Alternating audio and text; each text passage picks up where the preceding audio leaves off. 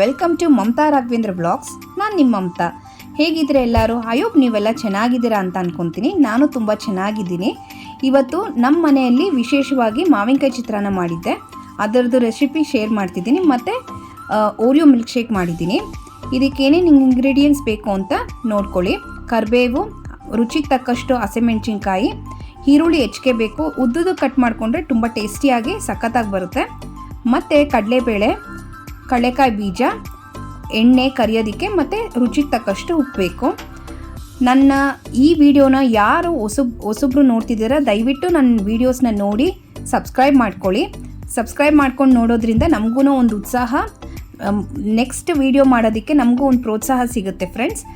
ಬನ್ನಿ ಈಗ ರೆಸಿಪಿ ನಾನು ನೋಡ್ಕೊಂಡು ಬರೋಣ ಬನ್ನಿ. ಫಸ್ಟು ನಾನು ಕಡಾಯಿ ಇಟ್ಕೊಂಡಿದ್ದೀನಿ. ಕಡಾಯಿಗೆ ಎಷ್ಟು ಬೇಕೋ ಅಷ್ಟು ಎಣ್ಣೆ ಯೂಸ್ ಮಾಡಿದ್ದೀನಿ. ಚಿತ್ರಾನ್ನಗೆ ಎಣ್ಣೆ ನಾವು ಒಂದು ಸ್ವಲ್ಪ ಜಾಸ್ತಿ ಯೂಸ್ ಮಾಡಿದ್ರು ಟೇಸ್ಟ್ ಸಖತ್ತಾಗಿ ಚೆನ್ನಾಗಿ ಬರುತ್ತೆ. ಎಣ್ಣೆ ಚೆನ್ನಾಗಿ ಕಾದ್ಮೇಲೆ ಸಾಸಿವೆ ಜೀರಿಗೆ ಹಾಕ್ಕೊತಿದ್ದೀನಿ. ಸಾಸಿವೆ ಜೀರಿಗೆ ಹಾಕ್ಕೊಂಡ್ಮೇಲೆ ಅದು ಚೆಟ್ಕೊಟ್ಬೇಕು. ಚೆಟ್ಕೊಟ್ಮೇಲೆ ಕಡಲೆಕಾಯಿ ಬೀಜ ಮತ್ತು ಕಡಲೆಬೇಳೆ ಹಾಕ್ತಿದ್ದೀನಿ. ಮತ್ತು ನನ್ನ ಮಕ್ಕಳು ಸಮ್ಮರ್ ಹಾಲಿಡೇಸ್ ಇರೋದ್ರಿಂದ ಅವರು ಮನೇಲೇ ಇರ್ತಾರೆ. ಅಮ್ಮ ಏನಾದರೂ ಡಿಫ್ರೆಂಟಾಗಿರೋ ಅಡುಗೆ ಮಾಡು ಅಂತ ಹೇಳ್ತಿರ್ತಾರೆ. ಸೊ ಏನಾದರೂ ಒಂದು ಹೊಸ್ದಾಗಿ ಟ್ರೈ ಮಾಡ್ತಿದ್ದೀವಿ. ಪ್ರತಿಯೊಬ್ಬರು ತಾಯ್ದಿರು ಅಷ್ಟೇ, ಏನಾದರೂ ಒಂದು ಹೊಸ್ದಾಗಿ ಮಾಡಿಕೊಡೋಣ ಮಕ್ಕಳಿಗೆ ಅಂತ ನಾವು ರೆಸಿಪೀಸ್ನ ನೋಡ್ತಿರ್ತೀವಿ. ಯೂಟ್ಯೂಬಲ್ಲಿ ಆಗಿರ್ಬೋದು ಅಥವಾ ಇನ್ಸ್ಟಾಲ್ ಆಗಿರ್ಬೋದು. ನಂದು ಸೇಮ್ ಅದೇ ರೀತಿಯೇ.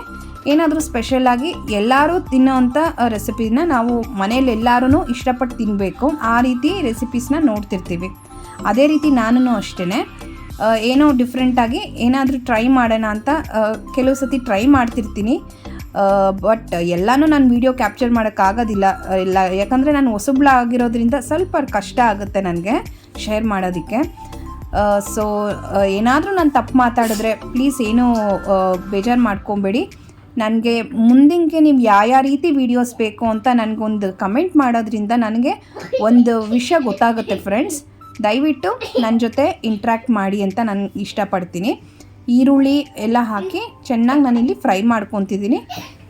ಹಸಿಮೆಣ್ಸಿನ್ಕಾಯಿ, ಈರುಳ್ಳಿ, ಕರಿಬೇವು ಮತ್ತು ಹಸಿಮೆಣ್ಸಿನ್ಕಾಯಿ ನಾನು ಪೇಸ್ಟ್ ಮಾಡ್ಕೊತೀನಿ. ಮಾವಿನಕಾಯಿ ಚಿತ್ರಾನ್ನ ನಾವು ಸೀಲ್ಡ್ ಹಾಕಿದ್ರೆ ನನ್ನ ಮಕ್ಕಳೆಲ್ಲ ತೆಗೆದಿಡ್ತಾರೆ. ಪೇಸ್ಟ್ ಮಾಡೋದ್ರಿಂದ ಟೇಸ್ಟು ಚೆನ್ನಾಗಿರುತ್ತೆ. ಎಣ್ಣೆಲಿ ಚೆನ್ನಾಗಿ ಹುರಿದ್ರೆ ಗ್ಯಾಸ್ಟ್ರಿಕ್ ಆ ಥರ ಏನೂ ಪ್ರಾಬ್ಲಮ್ಗಳು ಬರೋದಿಲ್ಲ. ಚೆನ್ನಾಗಿ ಎಣ್ಣೆಲಿ ಹುರ್ಕೊಳ್ಬೇಕು. ಇದೊಂದು ನನಗೆ ಗೊತ್ತಿರೋ ಅಂತ ನಾನು ಒಂದು ಟಿಪ್ ಹೇಳ್ತಿರ್ತೀನಿ. ಕೆಲವರು ಗ್ಯಾಸ್ಟ್ರಿಕ್ಕು ತುಂಬ ಉರಿ ಬರುತ್ತೆ, ಎದೆ ಉರಿ ಅಂತ ಹೇಳ್ತಾರೆ. ಯೂಶ್ವಲಿ ಇವಾಗ ಸಮ್ಮರು ಡಿಹೈಡ್ರೇಷನ್ ಇರೋದ್ರಿಂದ ಏನು ಮಾಡೋದು ಅಂದರೆ ಹಸಿಮೆಣ್ಸಿನ್ಕಾಯಿ ನಾವು ಯಾವಾಗೇ ಯೂಸ್ ಮಾಡಲಿ ಎಣ್ಣೆಯಲ್ಲಿ ಚೆನ್ನಾಗಿ ಕಮ್ಮಿ ಫ್ಲೇಮಲ್ಲಿ ಎಷ್ಟು ಚೆನ್ನಾಗಿ ನಾವು ಫ್ರೈ ಮಾಡ್ತೀವಿ ಆವಾಗ ಅದರ ಹಸಿ ವಾಸನೆ ಎಲ್ಲ ಹೋಗುತ್ತೆ. ಅದರಿಂದ ಯಾವುದೇ ರೀತಿ ಗ್ಯಾಸ್ಟ್ರಿಕ್ ಆಗೋದನ್ನ ತಡೆಗಟ್ಟುತ್ತೆ. ಇದೊಂದು ನಾನು ಹೇಳೋದಕ್ಕೆ ಇಷ್ಟಪಡ್ತೀನಿ. ಒಂದು ಮಾವಿನಕಾಯಿನ ನಾವು ತುರಿದ್ಬೇಕಾದ್ರೆ ಹಾಕ್ಕೊಬೋದು, ಇಲ್ಲಾಂದರೆ ನಾವು ಕೊಯ್ದುಬಿಟ್ಟು ಪೌಡರ್ ಮಾಡಿಕೊಂಡು ಹಾಕ್ಕೊಬೋದು. ನಾನು ಪೇಸ್ಟ್ ಮಾಡಿಕೊಂಡೆ ಹಾಕ್ಕೊಂಡು ನೀರೇನು ಮಿಕ್ಸ್ ಮಾಡಬೇಡಿ. ಬೇಕಾದ್ರೆ ಮಾವಿನಕಾಯಿಗೆ ಒಂಚೂರು ಉಪ್ಪು ಹಾಕಿದ್ರೆ ಅದರಲ್ಲೇ ನೀರಂಶ ಬಿಡ್ಕೊಳ್ಳುತ್ತೆ. ನೀವು ಗ್ರೈಂಡ್ ಮಾಡ್ಕೊಂಡು ನೀಟಾಗಿ ಪೌಡರ್ ಆಗಿರುತ್ತೆ. ಇದೊಂದು ಟಿಪ್ಪು. ನೀರು ಏನು ಯೂಸ್ ಮಾಡಬೇಡಿ, ಡ್ರೈ ಆಗಿ ಪೌಡರ್ ಮಾಡ್ಕೊಳ್ಳಿ. ಸಪೋಸ್ ಆಗಲಿಲ್ಲ ಅಂದರೆ ಒಂದು ಸ್ವಲ್ಪ ಸಾಲ್ಟ್ ಯೂಸ್ ಮಾಡ್ಬೋದು. ಚೆನ್ನಾಗಿ ಇದು ಫ್ರೈ ಮಾಡ್ಕೊಂಡ್ಮೇಲೆ ನೀಟಾಗಿ ನಿಧಾನಕ್ಕೆ ಕಮ್ಮಿ ಉರಿಲಿ ಫ್ರೈ ಮಾಡ್ಕೊಳ್ಳಿ. ಕಂಪ್ಲೀಟಾಗಿ ಒಂಚೂರು ವಾಟರ್ ಆ್ಯಡ್ ಮಾಡಬೇಡಿ.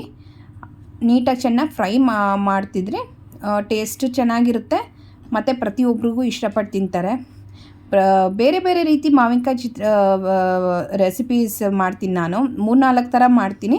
ಅದರಲ್ಲಿ ನಾನು ಇದು ಒಂದು ರೀತಿ ನಾನು ನಿಮ್ಗೆ ತೋರಿಸಿರೋದು. ಈ ರೀತಿ ಮಾಡಿದ್ರೂ ಸಖತ್ ಟೇಸ್ಟಿ ಆಗಿರುತ್ತೆ. ಕೆಲವು ಚಿತ್ರಾನ್ನಗೆ ನಾನು ಕಾಯಿ ಯೂಸ್ ಮಾಡ್ತೀನಿ. ಮಾವಿನಕಾಯಿ ಚಿತ್ರಾನ್ನಕ್ಕೆ ಕೆಲವು ಸತಿ ತುರಿದು ಯೂಸ್ ಮಾಡ್ತೀನಿ, ಕೆಲವು ಸತಿ ಹಾಗೆ ಯೂಸ್ ಮಾಡ್ತೀನಿ. ನಿಮಗೆ ಯಾವ ರೀತಿ ನಾನು ಒಂದು ರೀತಿ ನಾನು ಇಲ್ಲಿ ಶೇರ್ ಮಾಡಿದ್ದೀನಿ. ಇವಾಗ ಈ ಚೆನ್ನಾಗಿ ಫ್ರೈ ಮಾಡ್ಕೊಳ್ಳಿ. ಫ್ರೈ ಆದಮೇಲೆ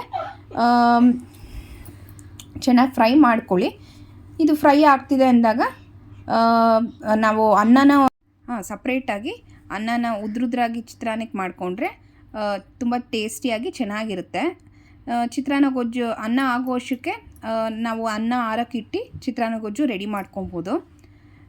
ನಂದು ಡೈಲಿ ರುಟೀನ್ ಹೀಗೆ ಇರುತ್ತೆ. ಬೆಳಿಗ್ಗೆ ಎದ್ದಿದ ತಕ್ಷಣ ಆ್ಯಸ್ ಯೂಶ್ವಲ್ ಎಲ್ಲ ಹೌಸ್ ವೈಫ್ಸ್ ಹೇಗೆ ಕೆಲಸ ಮಾಡ್ತಾರೆ ನಂದು ಸೇಮ್ ರುಟೀನ್ ಇರುತ್ತೆ. ಬೆಳಗ್ಗೆ ಎದ್ದಿದ ತಕ್ಷಣ ನಾನು ಒಂದು ಗ್ಲಾಸ್ ಹಾಟ್ ವಾಟರ್ ತೊಗೊತೀನಿ. ಆಗಿದ ತಕ್ಷಣ ನೋಡಿ ಇವಾಗ ಚಿತ್ರಾನ್ನ ರೆಡಿ ಇದೆ. ಚಿತ್ರಾನ್ನ ಗೊಜ್ಜು ಅದು ಬಿಡ್ಕೊಂಡಾಗ ಎಲ್ಲ ರೆಡಿ ಇದೆ ಅಂತ.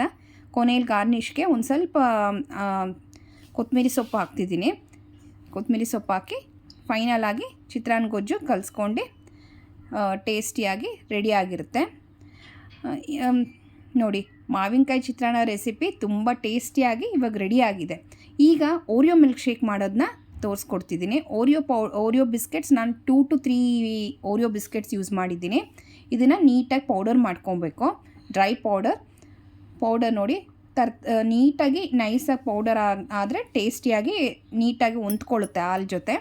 ಸೊ ಪೌಡರ್ ನೀಟಾಗಿ ಈ ಥರ ಚೆನ್ನಾಗಿ ಬ್ಲೆಂಡ್ ಆದಮೇಲೆ ಸ್ವಲ್ಪ ಬೇಕಾದ್ರೆ ನೀವು ಗಾರ್ನಿಷ್ಗೆ ಇಟ್ಕೊಳ್ಬೋದು, ನಿಮ್ಮ ಇಷ್ಟ.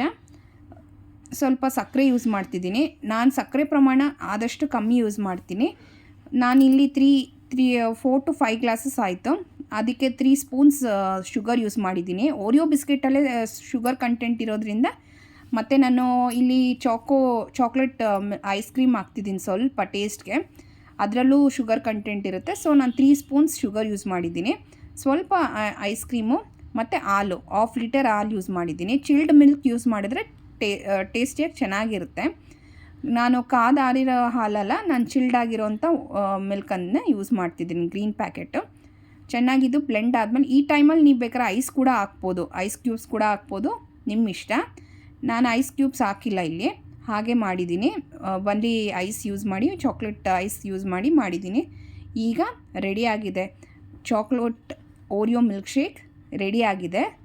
ತುಂಬ ಈ ಸಮ್ಮರ್ಗೆ ಮಾಡಿಸಿದ್ದು ಅಂತ ಹೇಳ್ಬೋದು. ಮಕ್ಕಳು ಏನಾದರೂ ಸ್ಪೆಷಲಾಗಿ ಮಾಡಿಕೊಡು ಅಂದಾಗ ಟಿಫನ್ ಜೊತೆ ನಾನು ಈ ಓರಿಯೋ ಮಿಲ್ಕ್ ಶೇಕ್ ಮಾಡಿದ್ದೆ. ಐ ಹೋಪ್ ನಿಮಗೂ ಇಷ್ಟ ಆಗಿರುತ್ತೆ ಅಂತ ಭಾವಿಸ್ತೀನಿ. ನಿಮಗೂ ಏನಾದರೂ ಇಷ್ಟ ಆಗಿದ್ರೆ ದಯವಿಟ್ಟು ಒಂದು ಲೈಕ್ ಮಾಡಿ, ನಿಮ್ಮ ಫ್ರೆಂಡ್ಸ್ ಆ್ಯಂಡ್ ಫ್ಯಾಮ್ಲಿ ಜೊತೆ ಶೇರ್ ಮಾಡಿ ಈ ವಿಡಿಯೋನ. ದಯವಿಟ್ಟು ನನಗೆ ಸಬ್ಸ್ಕ್ರೈಬ್ ಮಾಡ್ಕೊಳ್ಳಿ. ಯಾರ್ಯಾರು ಸಬ್ಸ್ಕ್ರೈಬ್ ಮಾಡ್ಕೊಳ್ಳಿಲ್ಲ ನೋಡ್ತೀರಾ, ಸಬ್ಸ್ಕ್ರೈಬ್ ಮಾಡ್ಕೊಳ್ಳಿ. Thank you.